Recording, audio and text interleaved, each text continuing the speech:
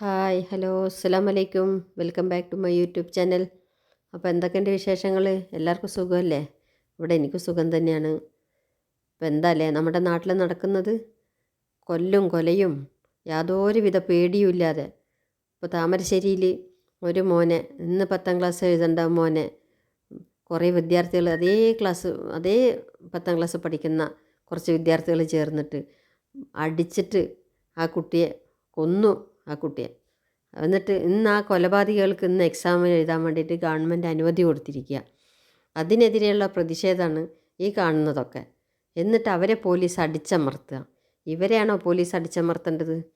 അതോ അവരെ ഒന്ന് അറസ്റ്റ് ചെയ്യണതോ, അവരെ ജുവനൈൽ ഹോമിലേക്ക് കൊണ്ടുപോകുന്നതോ, അവരുടെ പേരോ ഇതുവരെ ആരും പുറത്ത് വിട്ടിട്ടുണ്ടോ? എന്തുകൊണ്ടാണത്? കുട്ടികളാണ് പറഞ്ഞിട്ടോ. കുട്ടികൾക്ക് ഒരാളെ അവരുടെ പേര് പുറത്തു വിടാൻ പാടില്ല.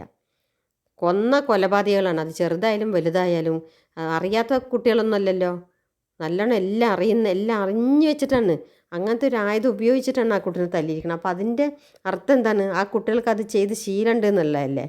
ആ ആയുധം അവരുടെ വീട്ടിൽ നിന്ന് കണ്ടെടുത്തിട്ടുമുണ്ട്.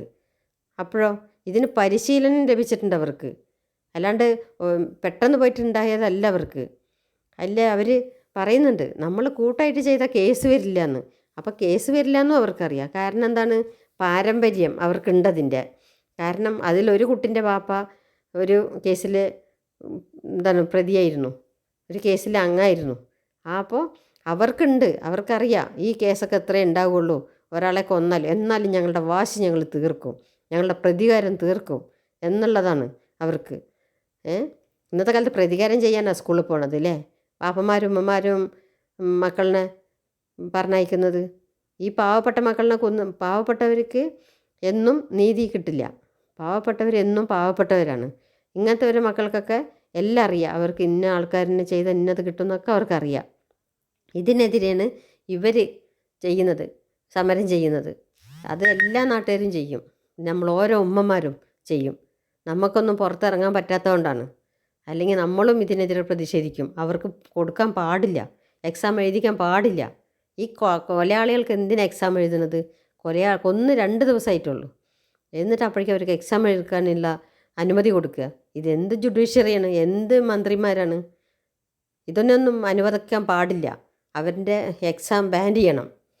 എക്സാം എഴുതിക്കരുത് അവരെ കൊണ്ട്. അവർക്കൊരു പാഠം പഠിപ്പിക്കണം. അവർക്കല്ല, അവരുടെ കുടുംബക്കാർക്ക്. അവർക്കൊന്നും പാഠം പഠിക്കാൻ പോകില്ല. കാരണം അവർ പഠിക്കാൻ പോയ ആൾക്കാരൊന്നും അല്ലല്ലോ. പഠിക്കാൻ പോയ ആൾക്കാർ ഇങ്ങനെ കൊല്ലാനും ഒന്നും നിൽക്കില്ലല്ലോ. അവരുടെ കുടുംബക്കാർക്കും അറിയണം എക്സാം എഴുതാണ്ടിരുന്നുള്ള വേദന എന്താണെന്നുള്ളത്. അത് അവരും കൂടി അറിയണം. ഈ ഷഹബാസിൻ്റെ വീട്ടുകാർ അറിയുന്ന പോലെ. അതിനൊരു പരിഹാരത്തിന് വേണ്ടിയിട്ടാണ് ഇവരൊക്കെ സമരം ചെയ്യുന്നത്. ഇവരെന്നല്ല, എല്ലാവരും ചെയ്യും സമരം. എല്ലാവർക്കും ഇതിൽ പ്രതിഷേധം തന്നെയാണ്. അത് ഗവൺമെൻറ് മനസ്സിലാക്കിയിട്ട് ഈ കൊലയാളികൾക്ക് തക്കതായ ശിക്ഷ കൊടുക്കുക. അല്ലാണ്ട് കുട്ടികളാണെന്ന് പറഞ്ഞ് വിടരുത്. കുട്ടികൾക്ക് ചെയ്യാൻ പറ്റുന്ന കാര്യങ്ങളല്ല കുട്ടികൾ ചെയ്തിരിക്കുന്നത്. അതുകൊണ്ട് ആ കുട്ടിക്കുണ്ട് ഒരു ഉമ്മയും ബാപ്പയൊക്കെ. അവർക്ക് മാത്രമൊന്നുമല്ല. അതുകൊണ്ട് ഈ നീതി ആ കുട്ടിൻ്റെ വീട്ടുകാർക്ക് കിട്ടുന്നവരെ എല്ലാവരും പോരാടുക. അത് പോലീസ് തല്ലിയിട്ടോ ചതച്ചിട്ടോ ഒന്നും ഇതാരും നിർത്താൻ പോണില്ല. അത് നിങ്ങളതിനുള്ള പരിഹാരം കണ്ടേ തീരൂ. കണ്ടിട്ടില്ലെങ്കിൽ ഇത് ഇനിയും വലിയ കോലാഹലത്തിലേക്ക് പോകും. അതുകൊണ്ട് ഗവൺമെൻറ്റും ജുഡീഷ്യറിയും ഇതിനെതിരെ എന്തായാലും ഒരു നടപടിയെടുക്കണം. ആ കുട്ടികളെ എക്സാം ബാൻ ചെയ്യണം. ആ കുട്ടികൾക്ക് ശിക്ഷ കൊടുക്കണം. ഇവിടെ കൊന്നവനെ കൊല്ലാണ്ടും കട്ടവനെ കൈവെട്ടാണ്ടും ഒന്നും ഈ നാട് നന്നാവാൻ പോകുന്നില്ല. എല്ലാവർക്കും അറിയും അതെന്താണെന്നുള്ളത്. ഇത്രയൊക്കെ ഉള്ളൂ. അസ്സലാമു അലൈക്കും.